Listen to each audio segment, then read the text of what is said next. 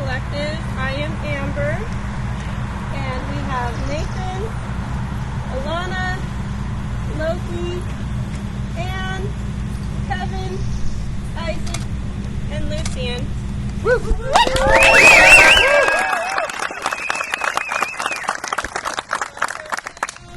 Sacred Grove.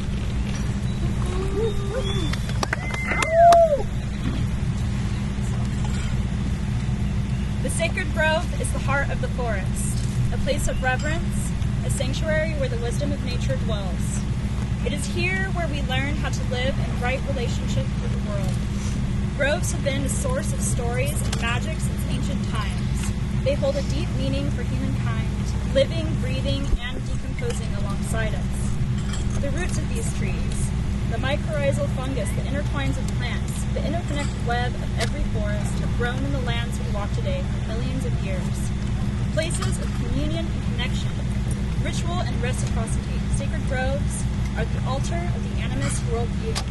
They are our spiritual home, our memory, and that which we are most entrusted to protect. This region, home to the Cowlitz and Chehalis peoples, was once a vast forest of old towering trees, of prairies, of an abundance of salmon. More intimately, the mountain Cowlitz people knew this wooded place. Embedded here are old memories and ancient stories reaching back to the dawn of the first human footsteps on this continent. Yet, by the hands of settlers has this land been shaped. It was they who bore witness to the inconceivable majesty of the old forest that brought low those ancients of the ages, warping what had once been a land of harmony and old ways into the logging town of Wallville. These woods we seek to honor, which are known now to us as Red Hawk Avalon, have been recovering from an era of immeasurable wounding, and they, like each of us, also hold deep memories of colonialism and the impacts of extraction. During preparations for our gathering, we discovered pink flags marking trees just down that trail through our beloved woods. Markings left by the Department of Natural Resources, and markings we felt necessary to cloak with veils of black. Their intention is again to level hundreds of acres of forest, which reaches into and around Red Hawk Avalon in what they refer to as a variable retention harvest, or in a more familiar term, a clear cut. In a region known for the devastation of landslides, DNR means to sever this forest's natural foundation, reducing this landscape and all of its trees, flora, fauna, springs, and effortless harmony into a deep and thoughtless wound. Since the arrival of the first settlers, indigenous people have faced the theft and destruction of their land, of culture, and of their futures, and they continue to resist it, as they have for centuries, granting even us settler descendants an opportunity to be taught how to listen and how to act from a place of respect and integrity. Indigeneity is the quality of both an individual and a group's identity that links them to specific places with knowledge of and respect for original ways. Please hold that for a moment as we ask you this. Why are you here?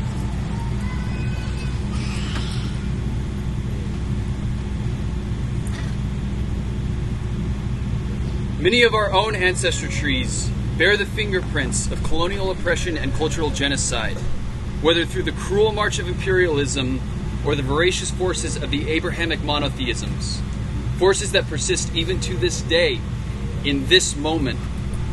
As the descendants of settlers, as cultural orphans born into the shadow of these wounds, as spiritual beings gathered as community, it is our duty to take action, to do what we can, when we can, with what we can. Action with respect for those whose lands we reside. Action in respect for all ancestors past, present, and even those whose time is still yet to come. Action to protect at all costs the land, the water, the soil, the animals, and the forest, and to protect each other. Those that came before us still hold us, just as we still hold each other in this moment. Yes, there are memories here, and there are old stories here, but there are also new stories unfolding even as we speak.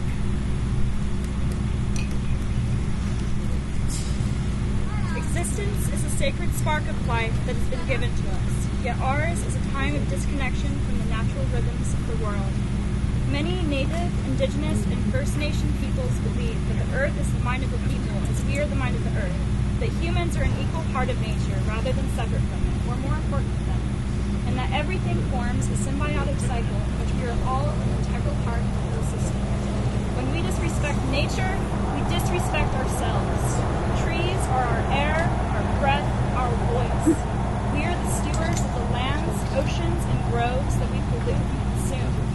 When we take more than we give, we harm ourselves. The ecosystem of a forest thrives in relation to how we exist as a community. By coming together within a forest to live in service and celebration of every life within, we can truly understand what it means to be alive.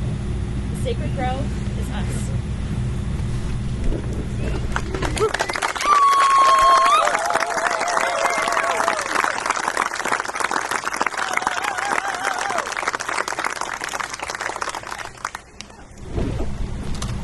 To come together here in an active community is an affirmation of life.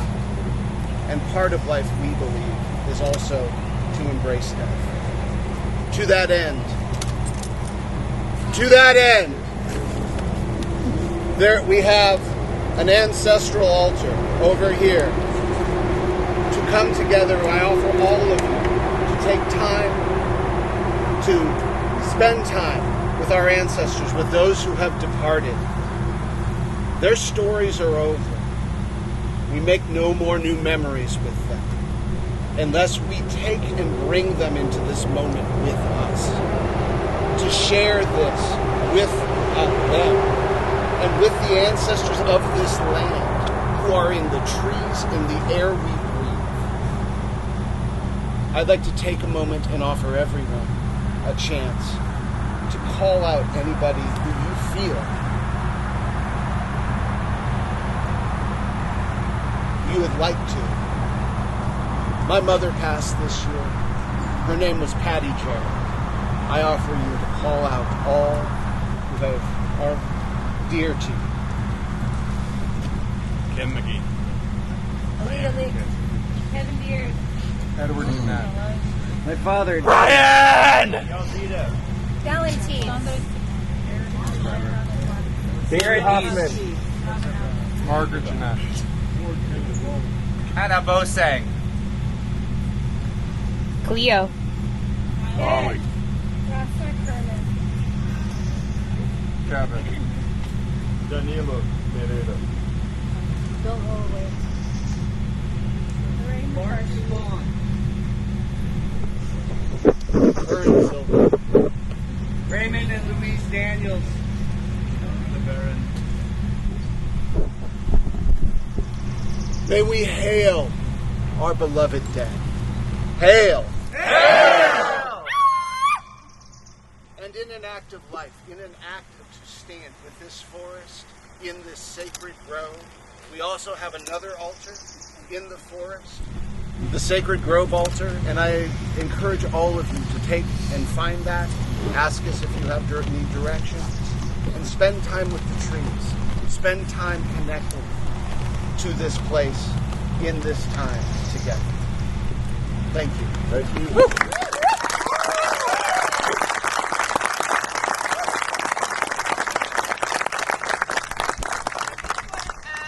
The reason we added that additional altar is because some of these trees might not be here next year. And we want to set up a space so you can look out. They want to raise that hillside, so take a good long look. And with that, we are here to celebrate. To bring this back up, we have a song from Sasha. Let her begin. So we're going to have a pole raising, the Midsummer pole. The pole is already over there, right? And it will be raised in celebration of this midsummer, this solstice. And we are going to sing a song, an ancient song. It's a song from the 10th century. Some of you may know it from the Wilkerman. And we're going to do a call and response. So some of us have learned the song. We're going to sing, and line by line, and you just repeat after us. And then we're going to sing it a few more times. And then we're going to go into a circle dance. A circle dance is present in every culture. All of your ancestors have danced it. Your bones remember how to do these ancient dances and movements. The circle dances go back to Paleolithic times, and they're still found in every country. The Maypole dance is one of them. And what happens is, when we join our hands together in the circle dance, our currents, our electromagnetic currents, our bodies connect, and we harmonize. And it's felt in the body. And it's remembered through the body. And we remember that we all belong together. We belong on this earth. So just listen to how you feel. Allow it to flow. It's not something that you can remember through thought. It's something you remember through the body. And when we stomp on the earth, when we walk on the earth, we praise the earth with our feet, with our whole bodies. So let's start the song.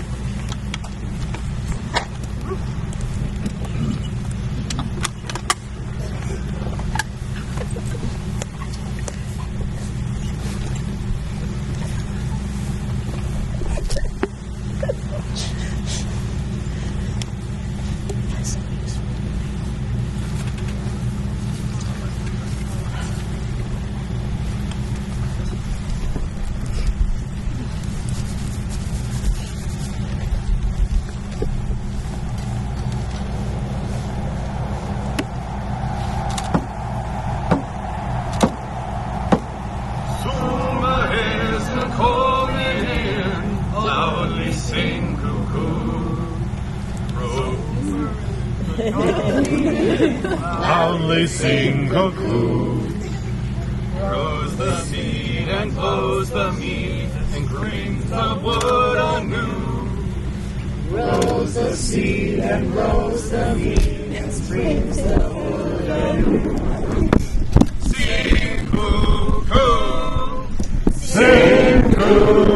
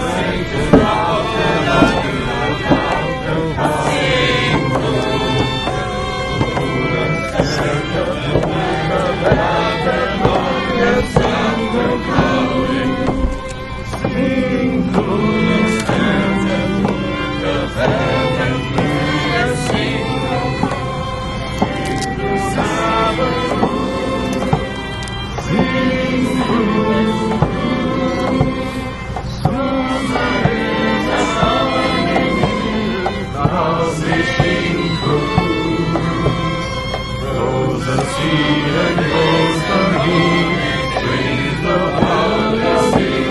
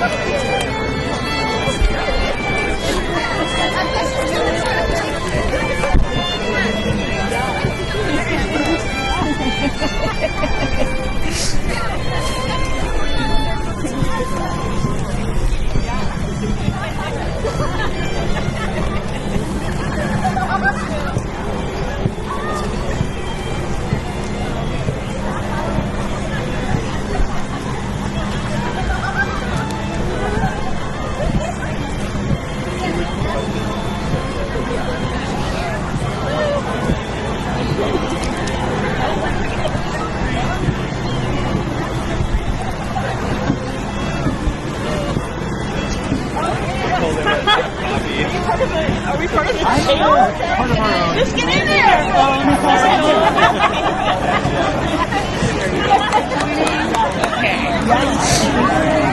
Just get in there.